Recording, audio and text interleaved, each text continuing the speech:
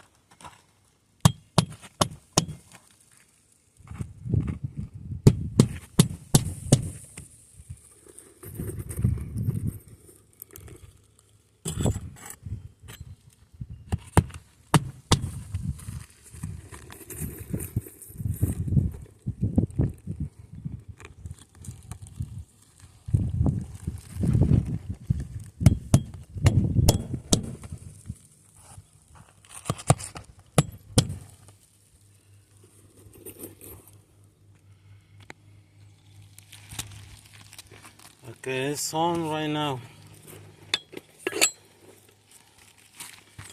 So there's the shingle right here. It's broken right here. See that because it's so brittle right here, the next piece, and it's some damage than this too. So you can see right here how it's broken.